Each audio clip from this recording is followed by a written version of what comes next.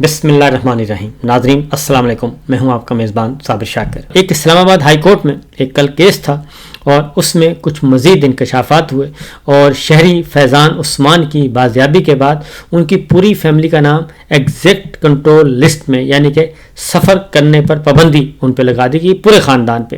اور اس میں باقی تو چھوڑیں، اس میں ایک 13 سال کا جو بچہ تھا اس کا نام بھی ECL میں ڈال دیا گیا۔ اور اس پہ جسٹس بابر ستار صاحب نے پوچھا کہ اس بچے سے آپ کو کیا خطرہ ہو سکتا ہے، تو عدالت نے فیضان عثمان فیملی کے 8 افراد کے نام جو ہیں ECL میں شامل کرنے کا جو حکم تھا وہ معطل کر دیا اور انہیں کہا کہ ان کے نام نکالے جائیں، صرف فیضان کی شادی شدہ بہن خاتون صالحہ کا نام رہنے دیں، باقی سب نکال دیں، جسٹس بابر ستار صاحب نے کہا۔ اور سیکرٹری داخلہ خرم علی آغا سے مفصل رپورٹ مانگی کہ جناب آپ بھی ذرا رپورٹ سبمٹ کریں، جب آپ کو کوئی انٹیلیجنس ایجنسی آ کے کہہ دیتی ہے کہ یہ اس کا نام ECL میں ڈال دیں تو آپ بغیر سوچے سمجھے وہ کام کر دیتے ہیں۔ یہ ذرا بتائیں کہ کابینہ کی سب کمیٹی کی کو جو سمری ملی اس کے بعد اس کا پروسیس کیا ہوا، یہ تفصیلات آئندہ پیشی پر ہمیں بتائیں۔ اور اس وقت تک انہیں حکم دیا گیا کہ ان کے نام نکالیں۔ یہ بچہ تھا 13 سال کی عمر تھا، یہ بچے کی عمر 13 سال تھی۔ سیکرٹری صاحب 13 سال کے بچے کا نام بھی شامل کیا گیا ہے۔ جسٹس بابر ستار صاحب نے پوچھا کہ یہ ہو کیا رہا ہے، اور سیکرٹری داخلہ نے کہا جی میں معذرت خواہ ہوں، کوئی بھی آپ کو 13 سال کے بچے کا نام بھیجے گا تو آپ اس کو ECL میں ڈال دیں گے۔ اس کے اثرات سوچا ہے آپ نے کیا ہوں گے پوری دنیا میں اور معاشرے میں، کیا اثرات مرتب ہوں گے؟ آپ اپنا بیان حلفی جمع کروائیں۔ جسٹس بابر ستار صاحب نے کہا کسی کی ماں اور کسی کے 13 سالہ کے بچوں کو آپ ECL میں ڈالیں گے اور پھر آپ یہ کہیں کہ یہ اوپر سے حکم آیا تھا تو یہ نہیں ہو سکتا۔ تو یہ چیز یہ انٹیلیجنس اداروں کو اس کام پہ لگایا ہے۔ کل ایک واقعہ ہوا جی، اور مسلسل پاکستان میں چائنا کو اور چائنا کے اہلکاروں کو اور چینی شہریوں کو مسلسل نشانہ بنایا جا رہا ہے، دہشت گردی کا وہ شکار ہو رہے ہیں۔ اور پاکستان میں سب سے بڑا سرمایہ کاری کرنے والا ملک جو ہے وہ چین ہے۔ سب سے زیادہ قرض بھی چین نے ہمیں دیا ہوا ہے، سب سے زیادہ سرمایہ کاری چین نے دی ہوئی ہے۔ CPEC اور belt and road initiative 2 project ہیں اور اس کے تحت پاکستان میں بہت زیادہ سرمایہ کاری ہو رہی ہے۔ لیکن الزام عائد کیا جاتا تھا کہ یہ سارا عمران خان صاحب نے اور عمران خان صاحب کی حکومت کی وجہ سے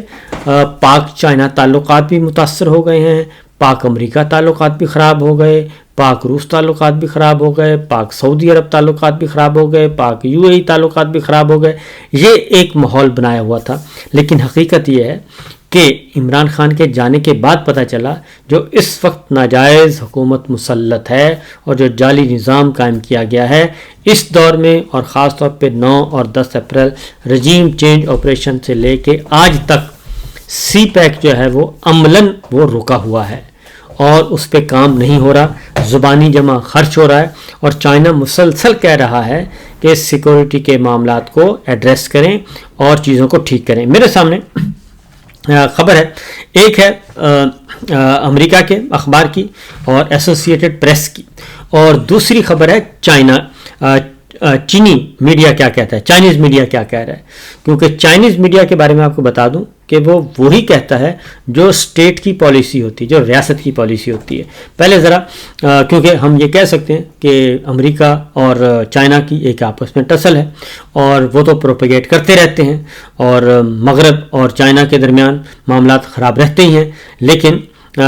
حقیقت اس سے بالکل مختلف نظر آ رہی ہے جی۔ اب چین کا اپنا میڈیا جو ہے وہ انکشافات کر رہا ہے۔ پہلے ذرا غیر ملکی جریدہ جو ہے ایسوسیٹڈ پریس کی رپورٹ آپ کو دکھاتے ہیں۔ وہ یہ کہتے ہیں کہ جی چین نے CPEC منصوبوں پر سرمایہ کاری کو سلو ڈاؤن کر دیا ہے، یہ کہہ رہا ہے چینی جریدے کا یہ اعتراف ہے۔ گوادر ایئرپورٹ کا ورچوئل افتتاح کیا اور دنیا جو ہے وہ پاکستان کی سیکورٹی کی صورتحال کا مذاق اڑا رہی ہے۔ اور ایسوسیٹڈ پریس کی رپورٹ کے مطابق کوئی جہاز، کوئی مسافر اور کوئی فائدہ نہ ہونے کے باعث چین کی $240 ملین کی سرمایہ کاری سے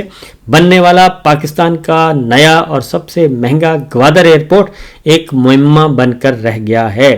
چین نے سی پیک کے تحت گوادر میں لاکھوں ڈالر کی سرمایہ کاری کی تاکہ پاکستانی روٹ سے تجارت کر سکے، لیکن دونوں ممالک کا اس سے فائدہ ہونا تھا۔ لیکن ہوا کیا؟ اور ہوا یہ ہے کہ گوادر پورٹ جو ہے وہ ابھی تک فنکشنل ہی نہیں ہو سکا، نہ ہی گوادر پورٹ فنکشنل ہو سکا اور نہ ہی گوادر ایئرپورٹ فنکشنل ہو سکا، اور وہاں پہ ایک بالکل سیریمونیل قسم کی ایکٹیویٹی چل رہی ہے، اور اس پہ جو مقامی لوگ ہیں وہ بھی ناخوش ہیں، کیونکہ گوادر کے شہری جو ہیں وہ کہتے ہیں کہ جناب ہمیں تو اس سے کوئی فائدہ نہیں پہنچ رہا، بلکہ یہاں کی سیکورٹی جو ہے وہ بڑھا دی گئی ہے اور ہر جگہ پہ جو ہے وہ فوجی چھاؤنیاں جو ہیں وہ بن رہی ہیں۔ یہ تو ہے رپورٹ غیر ملکی اخبار امریکہ، ایسوسیٹڈ پریس امریکہ کی رپورٹ ہے، اور انہوں نے مقامی افراد کے بارے میں بھی بتایا۔ تو یہ تو چلیں ہم مان لیتے کہ ایک لمحے کے لیے کہ جی یہ بائسڈ رپورٹ ہے، لیکن دوسری جانب جو رپورٹ ہے وہ ہے ساؤتھ چائنا مارننگ کی رپورٹ ہے، یہ چین کا اخبار ہے جی، اور اس میں انہوں نے کہا کہ پاکستان کی علاقائی سیکورٹی اور پاکستان میں چینی ورکرز پر بڑھتے ہوئے حملوں کی وجہ سے چین کو جو ہے وہ سخت تشویش میں مبتلا ہے، بیجنگ جو ہے، اور اس لیے چین نے پاکستان میں مزید سرمایہ کاری کو روک رکھا ہے، اور یہ مسئلہ صدر زرداری کے دورہ چین کے موقع پر بھی زیر بحث رہا، اور یہ مسئلہ ابھی تک حل طلب ہے کہ چین کے شہریوں کو، چینی اہلکاروں کو، چینی پروفیشنلز کو پاکستان میں سیکورٹی کا مسئلہ درپیش ہے۔ یہ بادشاہ سلامت کے لیے جو ہے وہ الارمنگ سچویشن ہے، ان کے لیے لمحہ فکریہ ہے کہ یہ ہمارے بہترین دوست اور سب سے بڑے سرمایہ کار، سب سے بڑے انویسٹر جو ہیں وہ ہم سے ناراض ہیں۔ اور پاکستانی وفد نے یہ بھی بتایا کہ جی افغانستان میں طالبان کی حکومت آنے کے بعد خیبر پختونخوا اور بلوچستان میں دہشت گردی کی کارروائیوں میں 73% اضافہ ہو گیا ہے، لیکن چین جو ہے وہ یہ کہتا ہے کہ اس کا حل فوجی نہیں ہے۔ جو کارروائی کی ہے پچھلے دنوں پاکستان کی طرف سے فوج نے کی ہے، جو ایئر سٹرائک کی تھی، اس پہ چین جو ہے وہ کہتا ہے کہ جناب اس کا حل فوجی کارروائی نہیں ہے، بلکہ اس کا حل ہے کابل اور اسلام آباد دونوں مل بیٹھیں اور معاملات کو حل کریں بات چیت کے ذریعے۔ یہ ساؤتھ چائنا مارننگ پوسٹ کے مطابق صدر زرداری کے حالیہ دورے کا مقصد بھی یہی تھا کہ چین کو باور کرایا جا سکے کہ اسلام آباد سیکورٹی کے مسائل حل کرنے کے لیے پرعزم اور سنجیدہ ہے، اور چین اور امریکہ میں سے ہمارا جھکاؤ چین کی طرف ہے۔ یہ دعویٰ تو کیا جاتا ہے، لیکن چائنا یہ کہتا ہے کہ عملی طور پہ ایسا نظر نہیں آ رہا کہ آپ کا جھکاؤ جو ہے وہ ہماری طرف ہے، کیونکہ بار بار وہ کہتے ہیں کہ کل بھی جو ابھی پچھلی شکایتیں ختم نہیں ہوئی تھیں، کل پھر ایک اور حملہ ہو گیا چینی اہلکاروں پہ۔ سینڈک کا جو معاملہ ہے وہ کلات والی سائڈ پہ جو ہوا ہے وہ اس میں بھی چینیوں کو ہٹ کیا گیا ہے۔ اب افغان حکومت چین کے بیلٹ اینڈ روڈ منصوبے کا حصہ بننے کی خواہش مند ہے،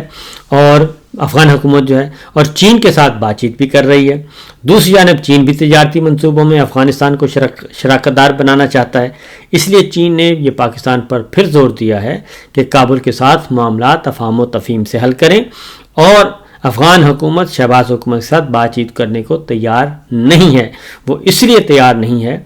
کہ آپ نے حملہ کر دیا اور آپ ان کی بات نہیں سنتے، بلکہ ان کے ساتھ بیٹھ کے بات چیت حل کرنے کے بجائے آپ رکھے ہوئے ہیں پولیٹیکل سکورنگ پہ۔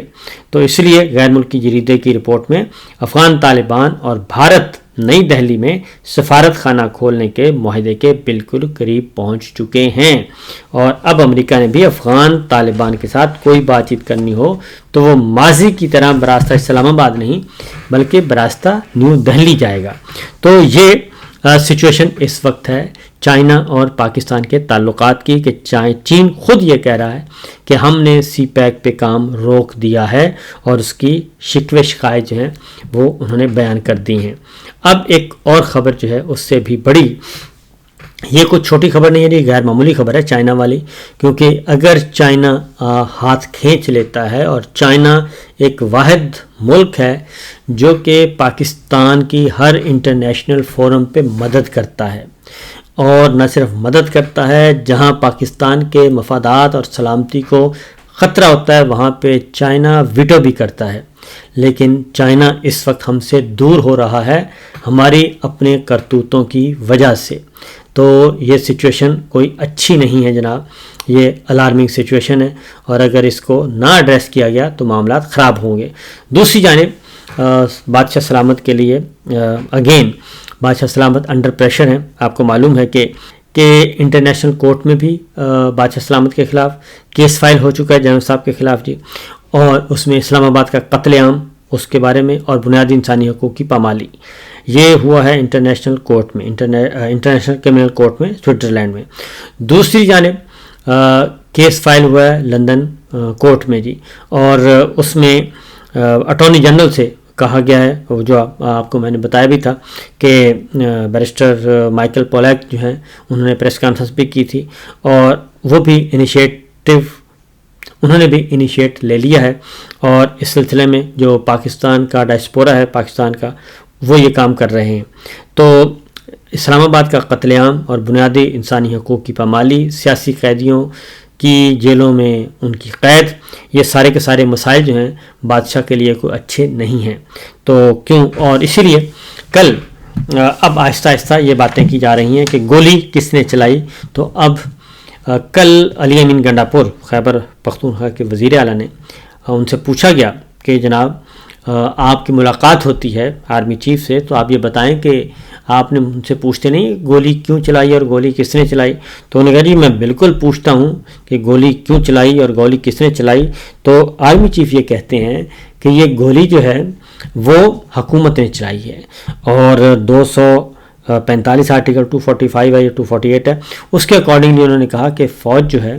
وہ تو ان کے ماتحت ہوتی ہے اور سول انتظامیہ کے، تو سول انتظامیہ نے جو کچھ کیا ہے یعنی کہ یہ گولی انہوں نے کہا کہ شہباز حکومت نے چلائی ہے، اور شہباز حکومت میں تو پھر محسن نقوی بھی آتے ہیں کیونکہ وزیر داخلہ وہ تھے۔ تو یہاں تک معاملہ پہنچ چکا ہے کہ اب جنرل صاحب جو ہیں ان کو احساس ہو گیا ہے کہ معاملہ کہیں نہ کہیں کسی نہ کسی وقت یہ زندہ ہو سکتا ہے، اور اگر عالمی برادری جو ہے وہ ان کے خلاف ہو گئی تو یہی کیس ان کے گلے کا پھندا بن جائے گا۔ اس لیے اب وہ کہہ رہے ہیں کہ جناب یہ میں نے نہیں گولی چلائی بلکہ یہ سول حکومت نے یعنی کہ شہباز حکومت نے گولی چلائی، وہی اس کے رسپانسبل ہیں، ہم نہیں ہیں۔ تو لندن میں بھی تحقیقات ہو رہی ہیں، لندن کورٹ میں بھی معاملہ، اور پھر ایکٹیویٹی، اور اس کے بعد سوئٹزرلینڈ انٹرنیشنل کورٹ میں، تو چیزیں جا رہی ہیں جی۔ الارمنگ سچویشن، یہ الارمنگ سچویشن میں آپ کو بتا دیتا ہوں کہ علی امین گنڈاپور سے جب پوچھا گیا تو انہوں نے کیا کہا۔ یہ بات کر رہے ہیں کہ گولی کیوں چلائی، تو آرمی چیف صاحب سے جو ملاقات ہوئی آپ کی اس میں آپ نے پوچھا ان سے کہ آپ نے گولی بار بار پوچھا ہے اور بار بار پوچھتا بھی ہے۔ انہوں نے یہی کہا کہ جی ہم نے نہیں کیا، یہ چونکہ ہم فیڈرل گورنمنٹ کے انڈر آتے ہیں تو فیڈرل گورنمنٹ کے جو آرڈرز ہوتے ہیں تو فیڈرل گورنمنٹ نے 245 لگایا ہوا تھا، اور اس کی بنیاد پہ جو بھی آرڈرز ہیں، جو بھی انیشیٹو لیا گیا ہے، جو بھی کیا گیا ہے، it is by the order of the federal government. اس طریقے سے جی انہوں نے گولی چلانے کا اعتراف بھی کر لیا، لیکن انہوں نے کہا کہ یہ وفاقی حکومت کے آرڈر پہ کیا گیا ہے۔ تو بہرحال قتل عام تو ہوا۔ اس کے ساتھ جی ایک اور جو بلوچستان کے حوالے سے آپ کو بتا دوں